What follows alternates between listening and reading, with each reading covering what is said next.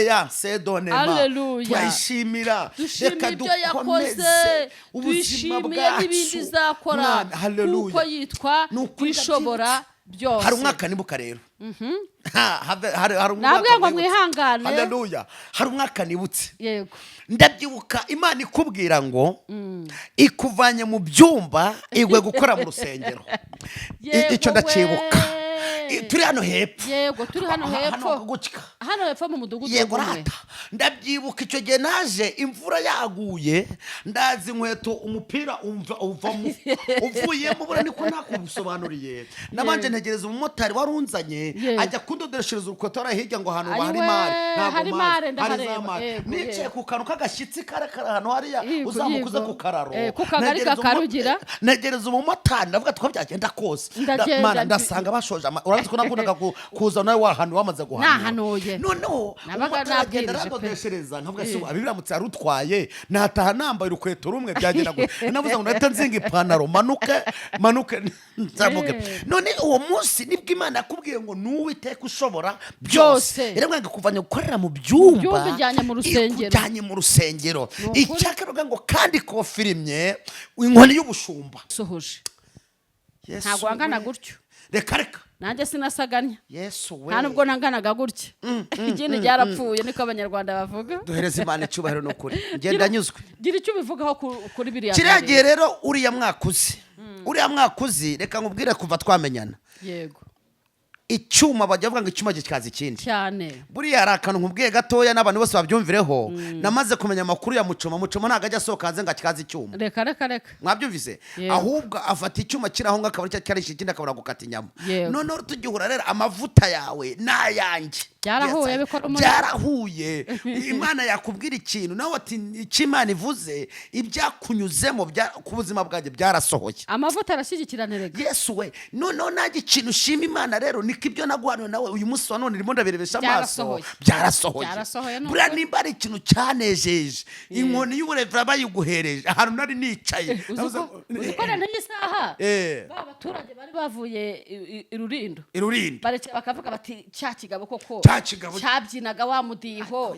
Uribuka umudiho wabyinnye mu kwimikwa kwanjye? Narawubyinnye. Uribuka korari imbuto wari wanzaniye? Nari mfashijwe rega. Nari nibutse ahantu twageye amajoro. Hari amajoro twaraye turi Kanyarira. Hari amajoro twaraye twagiye Karama. Hari amajoro twaraye tujya kwa Masasu. Uribuka turi ku Kinzanye muri rya joro. Imana ikavuga ngo noneho mbakuyeho urusaku rw'abantu. Bahaye agaciro kandi bahaye agaciro muri iki gihugu. Imana ikintu cyashima Imana. Ni ukuvuga ngo inshuti mashami ni wa muntu mubana. Yego. Mukabana mukanatindana mukamwabananye imyaka 5. Ariko atarabona hari ikibazo wamutuye gikomeye. Hari amababa ashobora kugenda kongera hakaza ndi. Hari umva. Inshuti mababi ziragenda hakaza izindi. Haleluya. Inshuti mashami ziragenda hakaza izindi. Yego. Za zindi nizo hazivamo inshuti mizi. Habwa umugisha. Imana iguha umugisha. Ndabyumvise noneho. Habwa umugisha. Wasoma by the way. Wasoma. Babandi rero nakusobanuriye bita inshuti mizi. Inshuti mizi ni za zindi mubana ubuzima bwose. Yego. Ubuzima bwose waba wapfushije akaba kukiyo hamwe nawe. Waba umwana wawe atsinze yabuze minerivare akajya kuyashaka nk'ushaka yiwe. Baba bakwirukanye mu nzu kubakodesha agahangayikishwa nuko wabuze amafaranga yo kwishyura inzu. Byaba ngombwa akaba yanayaguha. Bese wabura ibyo kurya wagira abashyitsi wabura icyo kubarazaho akagenda agakura matera iwe mu nzu n'amashuka akayazana iwawe akaguhereza amatoro ugasasira abashyitsi ku buryo wanarwara n'indwara ikomeye. Ya nshuti mizi niyo yimenya mbere. Haleluya. Ikagufata.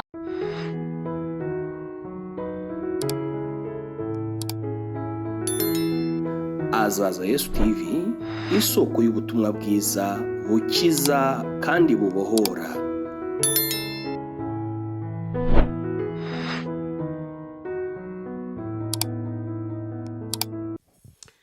Twongeye kugaruka bakunzi bazaza Yesu TV. Twongeye kubereka ko tubakunda nkuko twabibamenyesheje.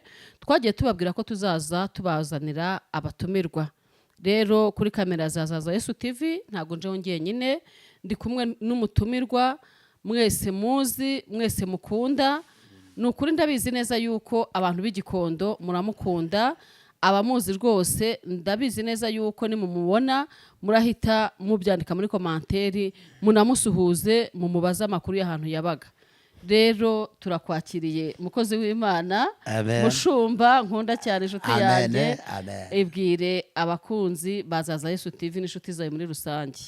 Yesu ashimwe ndabashuje mwese inshuti zanjye inshuti za mama Keve mutumishi Revera yego habwa umugisha n'Imana mavuta yawe ndayemera mu izina rya Yesu nanjye yawe ndayemera cyane kandi dushingiye ko hari Imana yavuze ndabashuhuje rero no kuri uyu umunsi mwiza kuri televiziyo nziza Azaza Yesu TV azaza ntago ari amagambo azaza kandi azaca impaka duhereze Imana icuba azaza aca impaka Imana ishimwe ni ukuri ndabashuje amazina yanjye niyo yandi ko babizi nishimira Jean Damascene ariko bazi Dawidi kubwira shimiye Imana Jean Damascene ni ibintu utabasha kumva neza ariko ni Dawidi niryo rizwi abenshi bakuzi kuri Dawidi ni Dawidi ni iryo rindi ryose ni ayo ngayo yo ko yababwira hari n'umuntu bazatese ariko urunaka yitwa nde nibashe kubimenya ariko Dawidi mufatijwe hereza Imana icyubahiro ndi umushumba mu majyepfo niho ndi reka zuza abanyamuhanga inshuti zanjye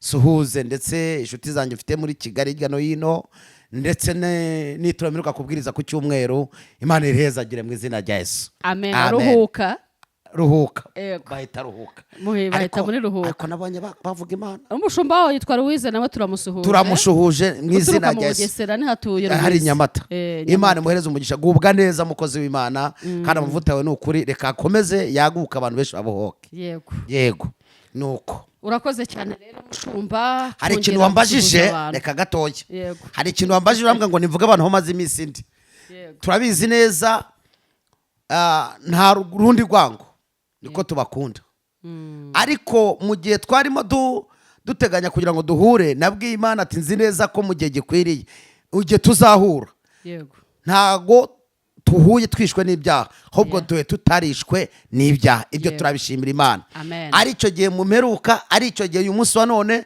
mu mwuka tuhagaze neza kandi abizi neza Uwiteka aradushyigikiye araturinze ni ukuri Imana ishimwe amen turishimye cyane ni ukuri kongera kukubona biranejeje naguherukaga turi kwimika abashumba Muhanga muri Edeneteri byari ibihe by'umunezero byari ibihe biryoshye nubwo habayeho igihe cyo gufunga isengero nk'ahandi hose ariko ndagira ngo mbabwire ngo umurimo w'Imana turacyawukomeje si byo se yego umurimo w'Imana turawukomeje kuri kamera za Azaza Yesu TV n'ahandi hatandukanye mu nsengero zitandukanye umurimo w'Imana urakomeje none se wowe tubwira umurimo w'Imana ntukomeje nawe ubu nibwo uryoshye yego ngiye ku buzima bwanjye numva ariho uryoshye impamvu ya mbere hari abantu bitwaza ngo insengero zirafunze ariko njyewe uko biri aho hari abantu bitwaza ndasubiramo ngo insengero zirafunze mushu nagira ngo utangarize ko insengero zidafunze ntabwo zifunze hafunze ibyondo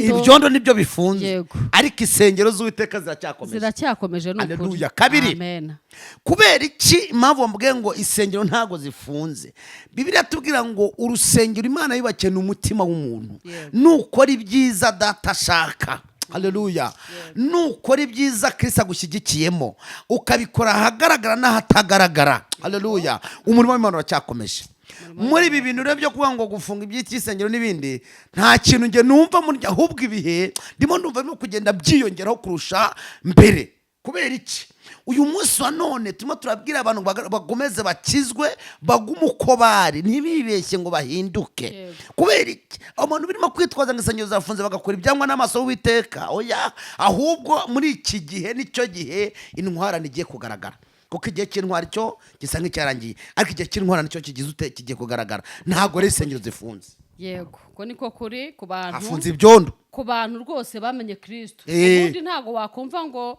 urusengero rwafunzwe ngo nurangiza ujye mu nzu uryame ahubwo nicyo gihe cyo gushaka mu maso y'Imana yego dusubiye inyuma gatoya turashima Imana rero ni ukuri Dawidi urabona yuko hari amateka yahindutse umeze neza oya ameze neza nanjye meze neza umuzimu warapfuye shi turashima Uwiteka agejeje akora nibutse 2011 tumenyana twari inzahare Yesu wari we. inzahare nanjye ndi iyindi haleluya ako wamfashe ugahereza Imana icyubahiro n'ukuri we ndashaka ko aka kantu tugatindaho 2011. ku bakunzi b'imuhanga rero abantu basengeraga kuri plateau Kuri Horebu.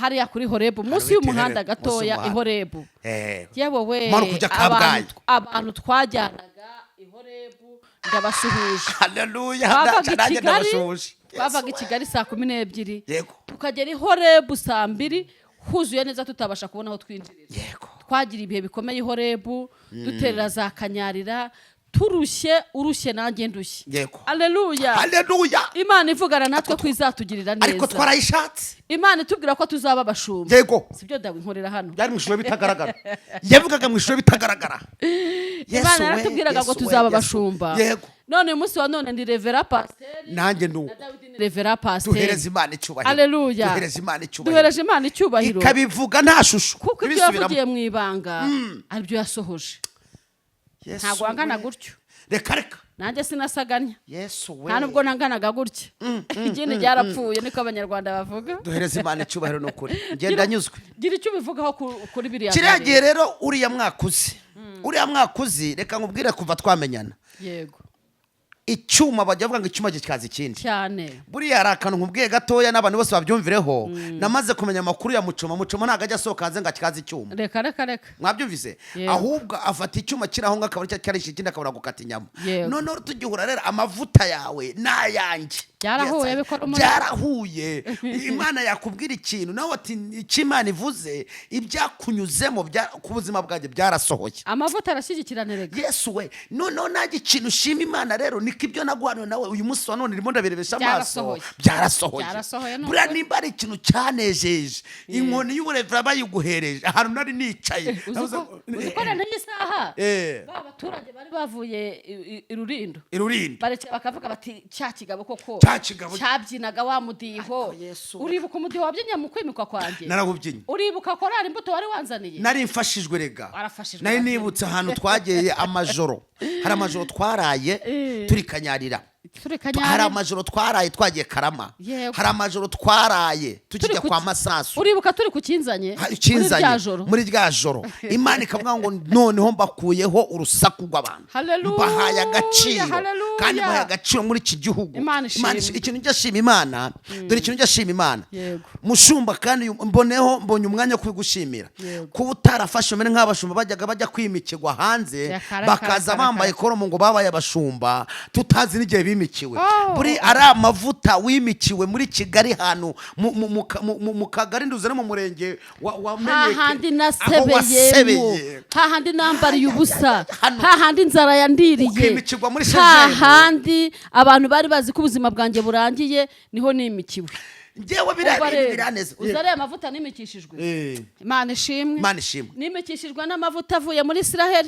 yego yitwa Enotingeyiro Yes we ariya mavuta ya Narada Mariya yayasutse ku birenge bya Yesu arangije yahanaguza umusatsi we ariya mavuta nanjye niyo nashatse ntago nimikishijwe amavuta bakarangisha dodo yego ntago nimikishijwe ayo bakarangisha ibishyimbo umushumba wanjye Rugamba ajya kunyimika yarabivuze ati nimubanze mwitegereze mureba aya mavuta kamerama uzayadushyirireho yego ariya mavuta rwose ku bantu mwakurikiranye ikiganiro cy'umuhango wanjye wo kwimikwa muzayareba neza ariya mavuta Imana yagombaga kuyansukiraho igikondo narahasebeye nanjye rero ikintu ushima Imana niko hari unasebeye muri Muhanga ari nawe inkoni y'ubushumba ari ni wacu hari akantu abantu bajya bavuga ngo nta muhanuzi wabo ari ngewe ndi umugabo wo guhamiriza ko nimikiwe mu karere k'iwacu yego mu murenge w'iwacu nyobora mu kagari yego aza kukwimika ari duhari urakoze cyane abantu 1000 bari bahari baguhaye inka baminga baguhaye inka abagore bakuzanira ibiseke abandi baragira ute bari banyambitse ba protocol Bakwambitse kubera bwa buhanuzi wahanuraga 2011 Imana ikubwira ngo iranzamuye akira komera muri ayo mavuta nukuri ngewe biranejeje kuba uyu munsi wa none turi kuri televiziyo biranejeje mukozima biranejeje kubera uyu munsi wa none kuba amavuta akikuriho reba guhera 2011 muri uru rugendo ntago turi abahanga muri uru rugendo suko turi abahanga nubwo satani ariko hari Imana ikomora Kristo arahari reka mbwira abantu baganga bacitse intege n'abajyabwa bacika intege nimureke gucika intege nubona ugiye gucika intege uhamagara abatambyi barahari buri ikintu udashobora kwibagirwa umushumba kurambitse ibiganza kwimika ntuzibeshye ngo umutere ibuye kubera iki uriya muntu ni umubyeyi wawe igitumye abantu tubibutse nkubwire mushumba hari abantu bibagiwe abashumba babo bamaze kubatera amabuye bumva ko bigize uyu munsi hari abantu bumva ko uyu munsi none bageze ahantu hafatika ariko ntaho baragera abo ngabo ntago bagubwa neza buryo umushumba n'umubyeyi iteka ryose umubyeyi yabyaye umwana akamurumbira umubyeyi arababara n'abashumba turababara iyo umwana abereye umubyeyi muzima uwo mwana umubyeyi amwaturiraho umugisha uriya mugisha ukamugeza kure natwe abashumba rero niko tumeze iyo twatuye umugisha ku bana bacu umugisha uraza ariko iyo batubabaje byanze bikunze ntabwo bapfa kuvuga ngo baragira amahirwe 100% nabo barababa ntayo Imana ishimwe noneho rero ikintu ushatse kwibutsa abantu bibuke ababahagarara nk'abashumba yego nongere nibutse uyu munsi wa none hari abantu benshi barimo guta no kwibagirwa turangira tubabwire ngo nimwongere mukunda abashumba banyu Imana ishimwe haleluya mwongere mwibutse mwongere umuntu wese yibutse undi mugenzi we kandi muri urugendo mushumba ikintu nkwemerera ntago wigeze wishyira hejuru icya kabiri ni ko uyu munsi wa none ubuzima wanyuzemo n'ibiki haba wowe tutigeze umwe yibagira undi kutavugisha undi hari abantu bajya bibuka Imana ibakuye bakumva ko runaka batakiri kumwe mu rugero rumwe noneho reka nsubiremo hari abantu bajya Imana ibahereza vase itarabahereza originale barangiza bagatuvuga ngo runaka nako ari mu cyiciro cyanjye ariko ikintu ngushimiye imbere ya kamera n'imbere y'abantu bose duteze amatwi bari hakurya hino no hino uyu mushumba ntabwo yigeze yibagirwa aho Imana yamukuye nta nubwo neza kuzabyibagirwa twicaranye uyu munsi wa none mbanza nkimikwa kuko urumva muri system ko nabitubwira nabanje kwimikwa nawe yimikwa nyuma ariko Imana yenze utayabitubwiriraga hamwe rero Imana yavuze ibitubwirira hamwe ikinzanye na za Kanyarira n'ahandi muri Nkubi n'ahandi twajyaga Imana ishimwe ko uyu munsi wa none gusenga kwacu kwarumvishwe haleluya gusenga kwacu kwagize umumaro kwarumvishwe kwagize umumaro kubera yuko tuje kuri kamera nyuma y'imyaka myinshi yego nibwo bwa mbere twatangaza amakuru y'urugendo twagendanye uko niko kuri twagendanye urugendo rukomeye cyane abantu benshi cyane twarabasengeye barabohoka baratabagwa babona umugisha ariko bibaye ngombwa yuko tutangaza uburyo Imana yatugiriye neza yego turabahamya uyu munsi ufite imodoka ndimo ndayigendamo Imana ntiyabikubwiye inshuro nyinshi cyane yabimbwiraga mbona nta n'inzozi uyu munsi ufite amazu mfite iki Imana yavuganye nanjye ibyo Imana yavuganye na byose yarabisohoje ntago nkodesha nanjye hari byinshi Imana yasohoje bihereza icubaro yakabyara haleluya kandi ndayishimira Imana yacu nukuri inzu yo mfite ndanyuzwe kandi umbwira ngo Imana izampanagura amarira yarabikoze yitwa Imana yagiye yihesha icyubahiro kumanagura amarira ya mbere numvaga muri ngewe haleluya bitazashoboka kuko ari igihe cyageragamo mu gicuku cya nijoro abakristo bamaze gutaha yego nkarara numva nkigunga ngenyine nkabona imbere n'inyuma nta mufamiliye nta data wacu wigungaga wenyine kubera nigungaga kuko nabonaga muri nge nibwo ndimo kubwiriza abantu bakabohoka nabonaga ibyanjye bikiboshye yego kandi nkabona n'ahantu byava ariko nkibuka kumanuriye yego nkibuka kumanuriye neza ko Imana ije kunyibuka nguri imodoka bwa mbere banza wumve nguri imodoka bwa mbere nakoresheje amaboko yanjye banze mbwira abantu nakoresheje amaboko yanjye bireze Imana icubahiro ariko mu gukoresha amaboko yanjye ari igihe kenshi nagenda nkoresha amaboko yanjye ariko nkabona nta mugisha ndimo kubona ariko maze guhura nawe muri kirage muri mwaka navuga ko ubuzima bwanjye mvuze ngo bwatangiye 2011 ntago naba mbeshye kuko icyuma cyacangije ikindi bireze Imana icubahiro muri uwo mwaka nibwo nanifite mikoro nta muntu umuntu unyambura agatuti ahubwo nanjye ngahereza abandi. Muri uwo mwaka niwo mwaka Imana yafunguriyemo itorero, nanjye mu mushumba ngirirwa icyizere. Muri uwo mwaka ni Imana igira ngo ice amazimwe buva mu mwaka wa 2012 nibwo Imana yanzaniye imodoka nguze $1,200,000. Imodoka $1,200,000 baho narayiguze icyo gihe, ariko kandi na moto igura banza wumve ikuru nayiguze Yesu ashimwe cyane.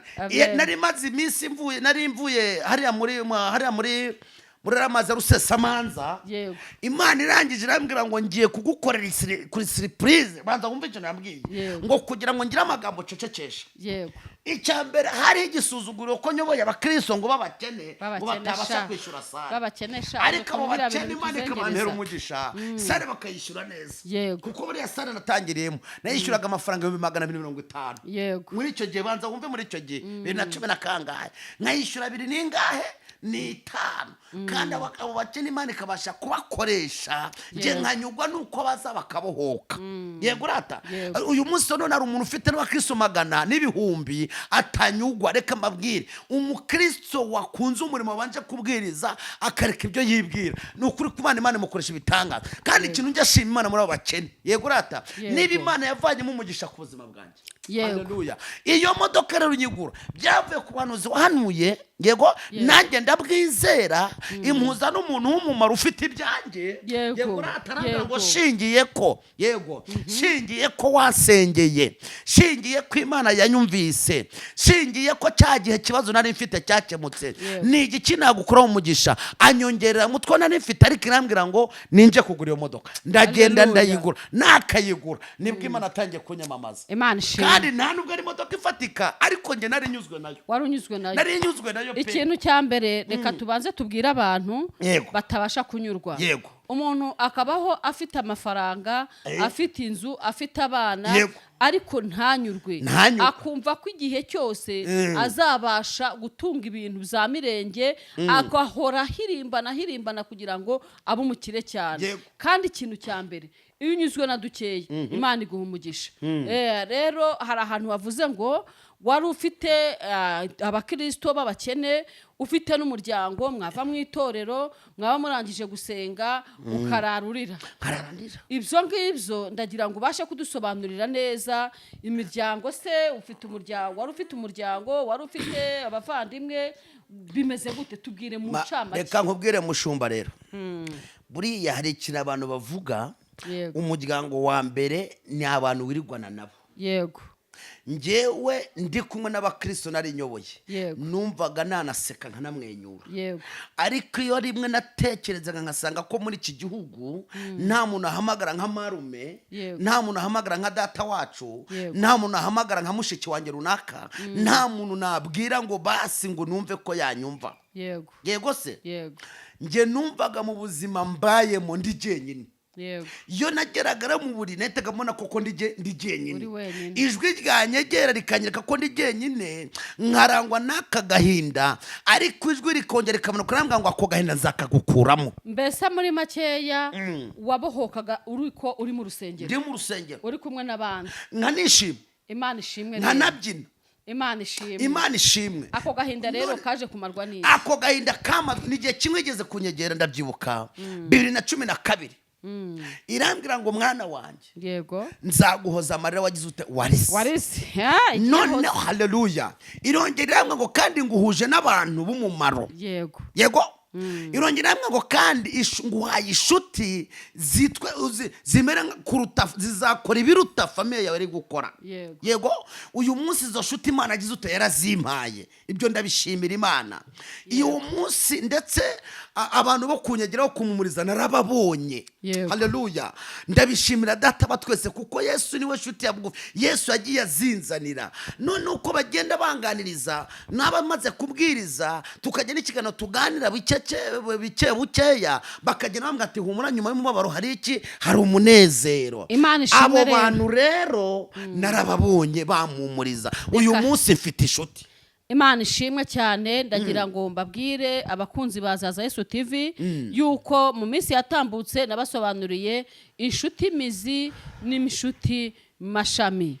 rero murumva ko umuntu w'Imana umushumba yabonye inshuti mizi. Iyo ufite inshuti mizi nta kintu wifuza. Rero izo nshuti zawe mizi nazibwira ngo Imana izihe umugisha kandi zikukomereho, Imana nawe ibashe kuguha abubera inshuti mizi. Kuko iyo wagize umugisha ukagira abantu bakubera umugisha, nawe ugomba kubera abandi umugisha. Rero turacyari ku kiganiro cyacu. Ikiganiro cyacu ntimutse kuturambirwa kuko hari byinshi byo kuganira. Ndabizi neza yuko Dawidi wabyaye abana benshi bo mu mwuka. Abana benshi wabyaye bo mu mwuka uyu munsi wa none hari abo wadutumiraga tugataha ubukwe bwabo, tukaza tukabona bari kuguha ibikombe, tukabona bari kwambika madame kamba, bakakwambika ingofero. Ese abo bana uyu munsi wa none ubayoboye gute? Ubanyewe nabo gute mu buryo bw'umwuka? Uyu munsi wa none maze gushigira abana 15. Ako kantu katubwire neza.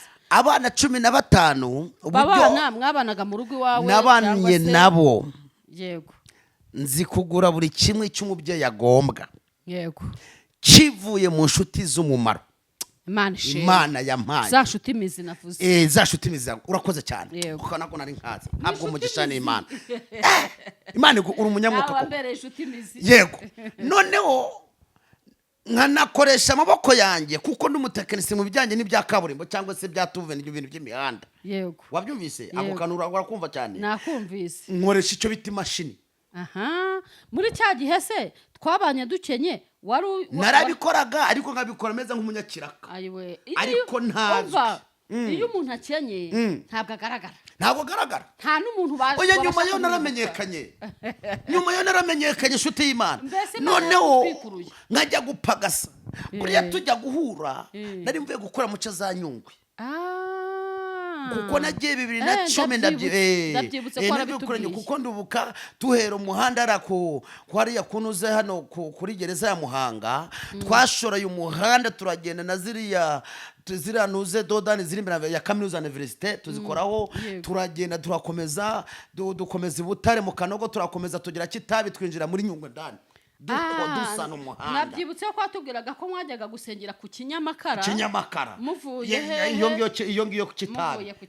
Aho bita kwibimba haranarahabaye. Abo no kwimba ndabashuhuje. Bahabwa umugisha n'Imana no kumushabarara. Abazabyumva bose bantu mwese mukunda Dawidi, abazareba iki kiganiro, Dawidi azagisharinga nanjye nzagisharinga kandi nongere kubabwira ngo mukande subscribe. Kuko Dawidi ntago ari uyu munsi gusa agiye kuza kuri kamera za Yesu TV. Mukane subscribe babandi mujya mumbwira. Ndabizi ko abantu benshi cyane bakubona bazampamagara.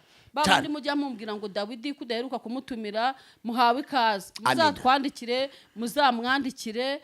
Nukuvuga ngo ubu yaje noneho tugiye kongera gukomeza umurimo w'Imana nkuko muzi twawukoze kuva 2011 kugeza byavuga ngo insengero zirafunzwe. Urabyibuka wa mudiho twabyineye ku Karambo. Twarabyinnye ku Karambo mu giterane. Abantu barafashwa. Abantu barihana. Bava mu byaha. Ako twihereze icyubahiro. Abantu bahiga imihigo kubera yuko babonye ineza by'Imana yakoze.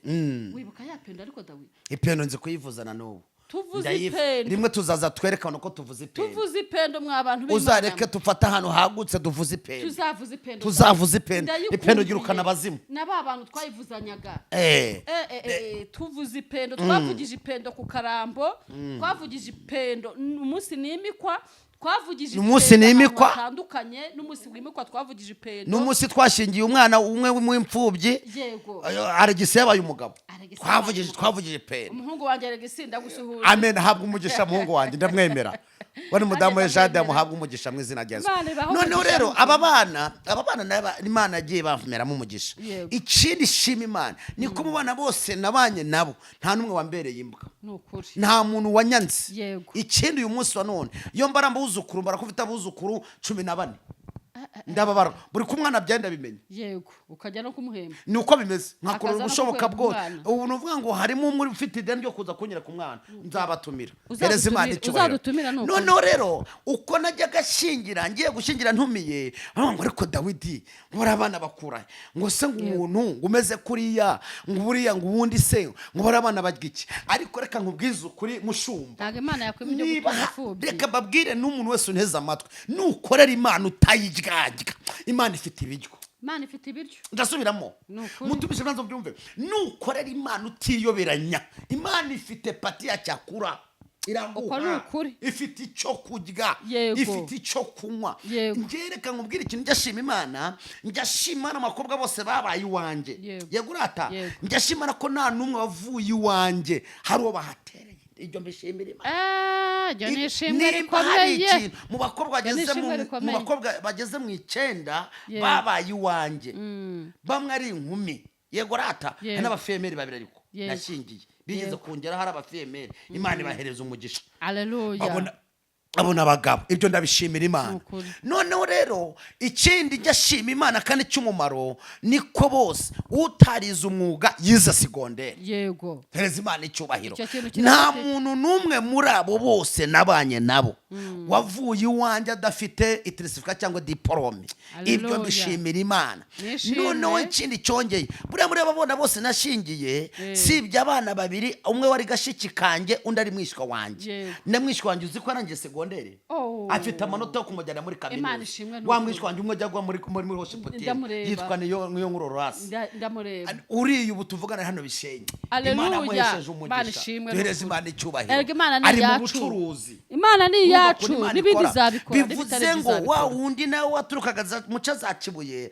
ari Rubavu Yego. Imana yamuhesheje umugisha ari Rubavu ari kumwe n'umugabo we akora ubwubatsi umugabo we Yego. Yesu ashimwe cyane Amen. umwe wize ku gitalibani Yego. Imana yamuhe diplome yize byaraba haleluya ibyo mbishimira Imana ibyo byose rero si ibintu nirata ahubwo ndirata Kristo wampaye Hallelujah. inshuti wavuze ko Imana zitwa ngo iki ishimwe. inshuti z'iki Mizi. mizi haba umugisha haleluya ndabishimira Imana erega no mu bana wabyaye harimo n'abashumba harimo n'abashumba pasiteri Claude se harimo ba pasiteri si abashumba. Claude turagusuje Claude habwa abashumba. umugisha Claude Imana igire neza nuko ndagukunda aho ngaho utuye mu nkota Imana iguhereza umugisha Amen. urumva nanjye uyu n'inshuti munsi yanjye yambereye umwana mwiza cyane uriya ni umwana mwiza umva namuhaye Ni ukuri, n'umwana wanjye kugira ngo amubere pari uriya nta muzima agira Tubishanye. Yesu ashimwe cyane Amen. noneho rero uyu munsi wa none mu bana bose Imana yameshejeho umugisha nta n'umwe ndeba wicaye kenyege nabonye Imana Alegisi wari uzi ko wabonye pe erega turi abahesha b'umugisha ibuka ko Alegisi wabonye pe Alegisi, uribuka ko namuhanuriye inshuro nyinshi Uramwibuka Imana imukura mu busitani ubu yamuhaye perime ya moto ariko ndimo yamugize n'umugabo yamugize n'umugabo agize abana bangahe batatu niba bane habwa umugisha Imana imuhereza umugisha uriya muhungu azanakira reka rero muhanura Imana igiye kumuha n'iyi modoka mu izina Yesu niyakire kuko yaranyubashye uriya muhungu twanyuranye ahantu hakome muhungu wanjye ntabwo nzigira guterana ni ukuri habwa umugisha n'Imana yanyambitse ingofero yo ya kibyeyi duhereze Imana icyubahiro rero turashima Imana bari abana nta n'umwe mbere y'iki bimenye amakuru y'aba bana ikindi hari igihe cyagize ngo ariko ngo kwa Dawidi ngo bagira igiti gishingira nkababwira ati igiti ni Kristo kubera iki icyo Imana ikoze kandi ikindi cyongeye kwibaza ku muntu kurambagiza umuntu w'iwanjye cyangwa umuhungu wagiye gushaka uwiwanjye urumva ni ibintu muri Muhanga ni ibintu utari gusobanura ariko shimye Imana ko amakamba y'ababyeyi muri ka kazu k'icyumba kimwe wabagamo Dawidi ushingira muri ka kazu shingira Regisi nari ndi mu buzima abantu bazana imitobe najyaga ntinya gutumira abashyitsi ngo baze barare ariko narangiza dusabire mukecuru ijuru nubwo yagiye nubwo yitaye mukecuru Imana izaguha ijuru izaguha umugisha waduhaye ko twakoreraga umurimo tukarara twicaye mu nzu yawe ukarara wicaye tukamanika amashitingi hanze tukarara twicaye hanze imbuga akayitanga mukecuru isine yaremeye arazireka Dawidi we uriya mukecuru Yesu azaguhe gusinzira neza urasinziriye aho uri mu ijuru ugiye wibuka ko wasize imirimo myiza yambaraga mu bahungu be Imana imuhereza umugisha niho fondasiyo y'ubuzima wibuka uburyo ki abantu bavuga ngo mbese Imana n'abantu bazakwibukira kuki mukecuru ishuri turi kumwibukira ku mirimo yasize akoze yacumbikiye isanduku y'isezerano kandi abantu barabahobotse wavaga igikondo uje aho kwa mukecuru twazaga turi iti abantu bavaga i Kigali abantu bavaga i Nyakizu abantu bakava muri Shiri abantu habwa umugisha Damuru muri Shiri haleluya baje kuri ariko abana bawe Imana izabibukire ku mirimo myiza wakoze uko niko kuri kwijambo twabaga muri saro yiwe no mu mbuga yiwe ugataha mu gikari cye Imana iguhereza umwe noneho rero hari ahantu niho Imana yatunye kuko ari maze iminsi mbwira 2010 yagibanga igiye kunyamamaza nkibaza Imana izanyamamaza gute nk'abantu bamamazwa n'abantu bafite bene wabo ntabwo wabonaga ishusho y'ubuzima ariko naranaga ndi kumwe n'abantu 340 yego rata itara ryo kuwa gatanu irimo abantu 400 bicaye mu mbuga y'uwo mukecuru Imana iduhesha urabyibuka ko nakuye abana igikondo abana 4 nkabazana harimo n'imfura yanjye urabyibuka ko ari ho wababatije muri Yorodani yo muri Edenete muri Yorodani tucikodesha uranabaga nishyuwe 20 kugira ngo nyikodeshe abana barabatizwa mwumvise ubumwe mfitanye na Dawidi uburyo ki abana banjye nari mfite imfura yanjye n'umuhungu nareraga witwe Tiene n'umukobwa nareraga Marceline igikoro twahavuye twuzuye imodoka yuzuye Kwasteri twatuzi wawe muri Edenete ndabatiza urababatiza urumva dufitanye abana barayi iwanjye kugira ngo umubatizo utaza kubacikaho uyu mubyeyi mu muntu ngira ibiganza Imana imuhereza umugisha Imana yo mu ijuru izaguha inshuti imizi inshuti itazagukunda kubera yuko ari cyo uri bugihe inshuti izagukunda ukenye ikanagukunda ukize nuko kuri twabanye dukenye Imana ihinduye amateka turacyakomezanye nta gahunda dufite yo gutandukana kubera yuko ntago twakundanye kubera ibintu ahubwo twakundanye kubw'amaraso ya Kristo inshuti imizi rero uza kukimvugira cyane inshuti imizi haleluya ako kandaza kugafata igukunda ushonje ikagukunda wambaye ubusa ikagukunda wakize nta n'ikintu ufite ibibazo hari akantu maze iminsi ndi kubona umuntu ari kuvuga ati ni hehe wagira inshuti wabwira ngo nishe umuntu igahita ikubwira ngo mbese imodoka yo kujya kumushyingura yo kujya kumujugunya kugira ngo abantu batatubona turayikura hehe aravuga ati iyo shuti ntibaho ahubwo uramutse ubibwiye ngo nishe umuntu niyo yahita ikubwira ngo ribiri hehe uwo mwanya yahita ikubwira ati bakujyane kuri sitasiyo bagufunge inshuti imizi rero mu kibazo kingana gutyo utaretse yuko ni inkuru ntago ari ibyabayeho mu kibazo kimeze gutyo ushobora kubwira umuntu ngo nishe umuntu ikazi ikakubwira ati mfasha bataragufunga dushaka ahantu tujya kujugunya umurambo we inshuti imizi rero mubana mu buzima nk'ubwo ngubwo ikakubikira ibanga ifuriza kugira inshuti imizi ikubikira ibanga ibasha kukubikira ibanga umva izindi nshuti rero hari inshuti mababi izo nshuti ni babandi bagukunda kubera yuko urabaha umuceri kubera yuko urabaha 5 kubera yuko urabahanurira uwo mwanya bikarangira izo ngizi zigenda iyo uhuye n'ikibazo za nshuti zihita zigendera rero hakaba n'izindi nshuti zitwa amashami haleluya amina izo zitwa amashami rero ndiga kabisa bakakubaho wababara bakaza ari inzyajya bakubwira ko turi kumwe ishami uzareba igiti kigira amashami kikagira n'amababi amashami rero abashabitse abatabitse kuri cya giti rero inshuti mashami ni ukuvuga ngo muragendana mukabana mukanatindana ariko wagira ikibazo gatoya bitazigendera ako kanya uwo mwanya ku buryo utamuhamagara ngo mpuye n'ikibazo mfasha none se parido ni ryaje bavuga ngo iyo igiti gikuwa amashami gihinduka urukwi aya ntago gihinduka urukwi amashami usigaranye mizi ubusigaranye inshuti imizi ni ukuvuga ngo inshuti mashami ni wa muntu mubana mukabana mukanatindana mukamwabananye imyaka 5 ariko atarabona hari ikibazo wamutuye gikomeye hari amababa ashobora kugenda kongera hakaza ndi hari umva inshuti mababi ziragenda hakaza izindi haleluya inshuti mashami ziragenda hakaza izindi yego za zindi nizo hazivamo inshuti mizi habwa umugisha, Imana iguha umugisha. Ndabyumvise noneho, habwa umugisha. Wasoma by the way, wasoma. Babandi rero nakusobanuriye bita inshuti mizi. Inshuti mizi ni za zindi mubana ubuzima bwose. Yego.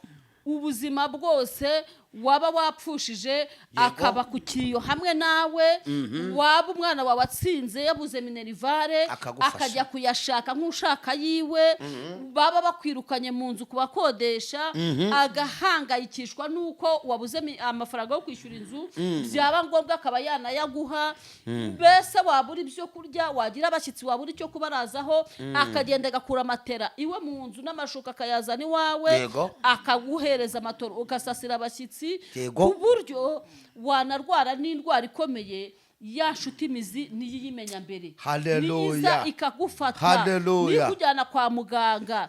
Ya nshuti mizi ntabwo iguharara, nta nubwo iguhararukwa, ariko zikari wowe urimo kwivuga kuri nge ntabwo ihararukwa, ahubwo irakomeza ikagufata ukuboko, bagutera amabuye. Inshuti mizi ikaza ikagufata ikakugusebya komera. Yego.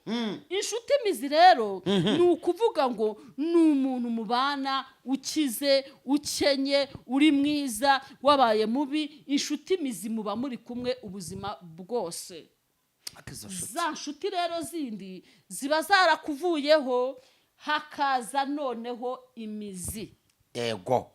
Shuti mukunzi wa Zaza Yesu TV rero, nakwifuriza ko uba inshuti mizi, uyigire aho yaba iri hose. Imana iguhuze n'inshuti mizi. Niguhuza n'inshuti mizi, nukuri ndagira ngo nkubwire ngo uzaba ufite umuntu ubwira amabanga yawe yose. Hari abantu bajya baduhamagara nk'abashumba bakaturirira, bakatubwira ibibazo bafite. Ibyo bibazo bafite babibwira abashumba kubera ko badafite inshuti mizi. Wowe nta bantu babikubwira? Inshuti zimamagara, abantu bakubwira ibibazo bagize babuze uwo babibwira. Yego ko mana yanjye, haba nijoro nitaba telefoni, yego, haba saa 6, haba saa 8 nitaba telefoni. Kuva ubundi uyu muhamagaro w'uyu murimo nyirizina bwite uvuga butumwa cyangwa se wo gutega amatwi guhera muri 2. Yego. Guhera muri 2 sinjya mpfa kwirengagiza telefone, kandi telefone simpamagaye ndayitaba. Akeshi numbwira ati ngwaje umwana, keshi numbwira ati mu kazi banyirukanye, keshi numbwira ati nyeneye akazi, keshi numbwira ati hari umuntu wanjye uri mu bitaro. Mbese mu yandi magambo, ikindi hari nuzinduka amagara mbwa ati mushumba wanjye umeze ute. Haleluya. Njya mbabona babose bahabwa umugisha n'Imana, bakamaga ati mushumba wanjye umeze ute. Rero bari abantu bambaza ngo umeze ute, mpita numva njye namaze kumva ko ariyo nshuti, arizo nshuti mizi. Kuko buri iyi nshuti nyashuti koko umuntu yavuze ngo muragendana ntigusiga, murasangira ntigucura, yego rata, no mu kibazo murasindagirana. Ahubwo urumva ikintu nizaho uyu munsi wa none yitwa inshuti mizi. Haleluya. Urumva njyaho ndasobanukiwe cyane. Najya ngo ni inshuti zanjye magara, nkajya ngo mana ngo mfite inshuti yo bamumaga bakambwira ati mushumba umeze ute, mushumba wiriwe ute, mushumba ubuse uheruka kunsengera. Nkamwe ati humura. Yego, reka nkwibiri banga nukuri iki kintu ni ikintu cyiza kugira inshuti. Yo ntagira inshuti uyu munsi wa none ntago nakuba nicaye hano. Nukuri ko yo nagira inshuti wenda tukamuri cyagiye twaravuganaga ari uko Imana itegereje, kuko ndabyibuka hari igihe nageraga iwawe nkavuga ngo mana hindura amateka ku buzima bwa mutumije. Hari ibintu byinshi twasenganye twirukana ku buzima bwawe. Twasenze Imana igukura mu nzu zidafite icyerekezo, Imana iguhinza ufite icyerekezo. Ese wibuka mbwira ngo nta veni nta 20 byose ni sejemu. Iyo byose ni sejemu. Hano munzi sejemu, munzi na Dawidi. Ahanura ngo nta veni nta 20 byose murabizi ngo byose ni sejemu. Kuva uwo mwaka kugeza kuva 2011 kugeza muri uyu mwaka 2026 ndagira ngo mbabwire ngo ndacyari igikondo. Haleluya. Sejemu kandi uko Imana yagiye bimubwira ndacyari sejemu. Ubu ninjiyeho gatoya haraguru gatoya, ndi hafi ya mereze ya 2. Yego. ariko byose ni sejemu byose ni sejemu byose ni sejemu ntabwo nagiye munsi y'umuhanda wavuyeyo munsi y'umuhanda uva hari munsi y'umuhanda ujya haruguru y'umuhanda nabwo muri sejemu kandi wongera uva uje hakurya ku mashuri muri sejemu none uri haruguru gatoya muri sejemu haruguru gatoya muri sejemu nyihereje cyubahiro akira n'ukuri kw'Imana rero turashindahanura n'ukuri kw'Imana kandi ndagushimiye kurimo kwibuka icyo naguhanuye nanjye impamvu rero cyatumye nicarana nawe uyu munsi nibutse ko hari Imana yavuganye nawe nibutse ko hari ibyifuzo twikore by'ababyeyi babuze urubyaro Imana ibahereza gutwita nibutse ko hari abantu benshi Imana yahemenere vare twabasengeye kandi tujye dushima Imana burya nubona umwana wawe yiza agasoza wa mubyeyi we ujye ushima Imana unyugwe kuko hari benshi bananiwe bageze mu nzira ariko isengesho twasenganya n'uyu mushumba duzama icyifuzo cy'umuntu tukakizamura Imana yabanaga natwe buriya igihe kimwe ajya kumbwira ati ndabona hari ibintu bikomeye nkavuga ngo reka mpamagare iyo mu ijuru kuko mu buzima twari turimo ntabwo ari kumfasha amafaranga ntiwari uyafite ariko mu buryo bw'umwuka twarayahamagaraga akatwitaba amafaranga mu mwuka arayahamagara mukozi w'Imana amafaranga akaza kuko iyo ufite amavuta amafaranga araza ariko amafaranga ntashaka amavuta uyu munsi n'icyo umuntu ikintu nabwira abantu nimushaka amavuta Uwiteka akora imirimo n'ibitangaza Imana izatugirira neza. Imana izatugirira. Haleluya. Irindi jambo ryayo mbabwire ikanda no yaribwiye kugira ngo risohore yarinze ijambo yamvuzeho irindi jambo yavuze kuri Dawidi nawe ubwawe yarakurinze ibyo yadusezeranije no kubisoza zabisohoza kuko yitwa Imana ishobora byose. Haleluya. Imana ishimwe. Hedone ya sedone ma. Haleluya. Twishimira reka dukomeze twishimiye n'ibindi zakora kuko yitwa ishobora byose. Hari umwaka nibuka rero nabwiye ngo mwihangane. Haleluya. Hari umwaka nibutse yego ndabyibuka Imana ikubwira ngo ikuvanye mu byumba igwe gukora mu rusengero. Icyo ndacibuka turi hano hepfo. Yego turi hano hepfo.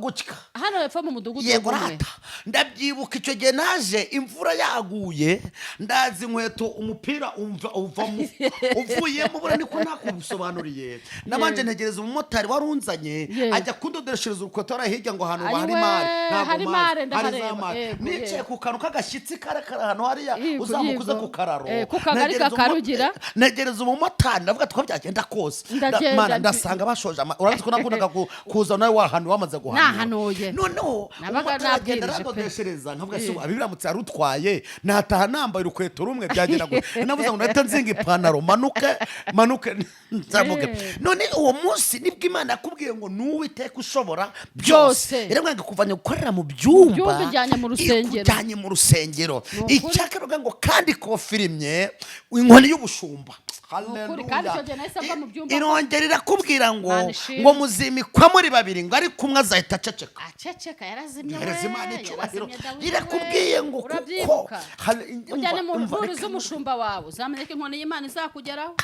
Yewe Imana imugirire neza Imana imugarukaho ntabwo twifuza kugende mu yumva Imana ikugarukaho ntabwo nzi izina ryawe ntabwo nzi izina ryawe mutumishi sina ngombwa ariko ndakubwiye ngo ahantu urukibona iki kiganiro ukaba uzi ko wimikiye rimwe na mushiki wacu Imana nikugarukaho wongera uhuzuzwa amavuta ni wamusutse amavuta kuko amaze kuba revera utumwimika uhabwa ububasha akudohereza Imana icyubahiro. Biriya bintu rero binyibutsa igihe kimwe Yesu ashimwe cyane ntangirwa umurimo nawutangiye mu karere k'iwacu inzwi ku mazina yanjye bwite yego rata oya bazi Dawidi ariko bumva ngo ariko umuntu yayobora gute mu karere k'iwabo. None cya kabiri Yesu ashimwe cyane buriya mu bintu bya mbere byose bibaho niko Imana yigeze kumbwira ngo impaye kumenyekana yabimbwiye tukiri hamwe hepfo impande y'akagari Imana igukoresha ndabyuka rero naje icyo gihe ari kuwa kangahe ariko hari kuwa kane bazanyana ba mama Kenny none ndangije maze gucuranga ingoma nambaze gucuranga ya ngoma y'ubu maze kuyikubita burya natanya amavu yamaze gusaduka Imana irangije irambwira ngo wa Yesu igukoresha arakomeje ngo mwana wanjye kuko wanyubashye utagiye mu byubahiro by'abandi by'amatitire dore Imana ikwamamarije mu karere k'iwanyu. Haleluya. Rero iyo nibutse icyo gihe cy'ubuhanuzi Imana yakunyujijemo ikubwira ngo nzagenda ibihugu yabikunyujijemo, ndagenda ibihugu bigeze muri 3 ndetse njya Kenya, yego mva Kenya njya Malawi, yabikunyujijemo. Haleluya. Nibwo Imana atangiye kuma inshuti z'umumaro, inshuti mizi. Urakoze cyane, ntabwo umugisha akantu nzohora nanga nkakubwira noneho ninjya nkomangaza kenshi najya ngakwibutsa. None rero uyu munsi wa none njyewe nje kubabwira ngo wowe ubwawe uri muri heba ngo nta nshuti ufite, egera abashumba, hereza Imana icyubahiro. Reka tubwire abantu none ukuri, niba uyu munsi wa none uzi ko wari ufite umushumba wawe ukamuvaho, ufite ikibazo nubwo uri ahandi hantu, ariko ibuka umuntu wakubwiye ngo va muri ibyo urimo. Ariko zariya magambo tuba tubimika biba bikomeye, ariya magambo arakomeye, ateye ubwoba nuko kandi arafatika. Hereza Imana icyubahiro. Byaba byiza rero kugira ngo umuntu atandukane n'undi, babashije kwegera bakabohoka, umwe agasabira undi umugisha akagenda amahoro. Yego, reka tubwire abantu, uyu munsi ufitanye igihango n'umushumba wawe, uyu munsi ufitanye igihango n'umuntu wakugiriye icyizere aguha inkoni y'ubushumba, uyu munsi ufite icyizere cy'umuntu wakwimitse uba mwarimu, uyu munsi ufitanye igihango n'umuntu wakwimitse wakugiriye icyizere wa president wa korali cyangwa perezida wa korali, uyu munsi hari urusengero waririmbiyemo urushumbwe n'uwo mushumba, ongera ugaruke ku iriba ry'abahanuzi. Haleluya. Imana yongere. Reka nkubwire ngo urarurira ngo stress zirakwishe, ntabwo nagize stress gakeya, ariko Imana imaze kuma inshuti mizi nanjye nagiriwe icyizere. Uyu munsi ndimo ndavuga nidegadura, ndimo ndavuga Imana ishobora byose. Haleluya. Ndimo ndavuga Imana yumva gusenga. Haleluya. Ndagibuka rimwe mbwira ngo mbonye ukora perime ngo ubonye n'iyindi wabimanura icyo gihe ari mu gitondo cya kare njya ku kizami ku kibuye Imana irayimpa. Ibyo mbikesha rero ko Imana yavuga nta kiza yewe harantu bwa ngo abahanuzi b'iki gihe, umva nkubwire, hari abantu bajya bayivuga ngo abahanuzi b'iki gihe, ntabwo turabiki gihe, ahubwo tuvuga ngo banza wegere inshuti yawe wataye, inshuti yawe wirukanye y'umushumba mu gihe kandi yarakwimitse kandi akaguhesha uburenganzira. Ongera ugaruke ku mushumba hamwe ku karago, wibuke ko wamugeze ufite bodaboda, uyu munsi ukaba ufite inkweto 3 usimburana, wibuke ko wamugeze wabuze urubyaro ugize hungu na kobwa. Haleluya. Ongera wibuke inshuti yakurariye ijoro irimo kugusengera kugira Imana kuzamura muri promosiyo, ariko uyu munsi rero abantu basiga ngo nta mwanya dufite, n'isengero zarafunze. Njya mpura n'abantu nkavuga ngo umushumba saka isengero zafunzwe ngo ntago tukibonana cyane, mbwa oya oya ubwo ni umushumba mukozi w'Imana harazifunguye insengero, niba barafunze urwawe wagiye insengero mu gihugu cyose barazifunze, ushobora kugenda abandi bakakwakira cyangwa se ukicara ukumva ijambo ry'Imana nk'uko abantu bazaga kukumva iwawe. Ndagira ngo nguhugure, umushumba wimikiwe kuba umushumba, we kwicara ku cyubahiro cy'uko ari umushumbi wawe, genda mu zindi sengero zifunguye, wicare wumva ijambo, icyo cyubahiro ushaka Uwiteka Imana azakiguha. Natwe uyu munsi turi kuvugana gutya, insengero zacu zirafunze, ariko buri ku cyumweru tujya mu materaniro yera. Guterana kwera ni itegeko. Iyo rero wamaze kumva yuko urusengero rufunze ngo nta hantu uzasengera, wamaze kugwa, garuka ku rufatiro. Rero bakunzi bazaza Yesu TV, tuvuze amagambo menshi, kandi turazi neza yuko kuvuga ni ugutaruka, tugeze ku musozo. Rero ndagira ngo mbabwire ngo uyu Dawidi aracyakomeje kuri Azaza Yesu TV. Ntabwo ari iki kiganiro cyonyine muzareba n'ibindi byinshi cyane. Tugeze ku musozo, reka dusabe Dawidi adusengere, namara gusengera abantu mwese, abumva bakeneye kumuvugisha, abazumva bakeneye ko abasengera, abazumva bakeneye yuko twababa hafi, rwose nababwiye ngo nimero za telefone muri screen muzazisangamo, muzaduhamagare rwose, tuzabasha kubafasha no kubasengera, tuzabasha kubagira inama, ibyo mwifuza byose muzabihabwa. Karibu umushumba asengera abantu b'Imana, ubundi tuzagaruka, uzasubira, bazakomeza bajya bakureba kenshi ahangaha, kandi tuzi neza ko iyi televiziyo ni Imana yashyizeho kugira ngo muyiruhukireho. Ciao ciao. Imana ibagire neza. Mana mu izina rya Yesu, uri Imana yumva gusenga, uri Imana kandi nyamana twabonye mu byiringiro bifatika, uri Imana isubizamo ibyiringiro. Sengeye abantu bose baduteze amatwi hirya no hino, sengeye ababyeyi, sengeye abadamu, sengeye abagabo, sengeye abasore, sengeye abana b'abakobwa, sengeye urubyiruko, sengeye buri gihugu cyose umuntu wese atuyemo.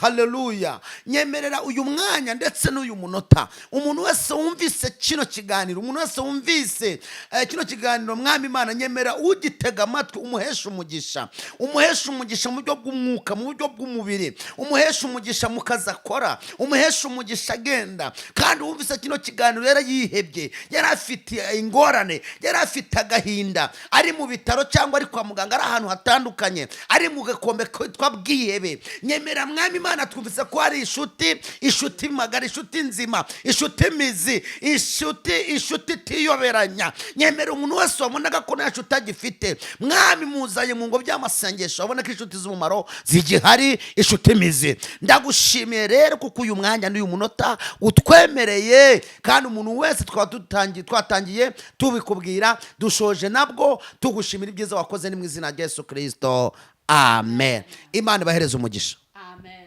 Amen.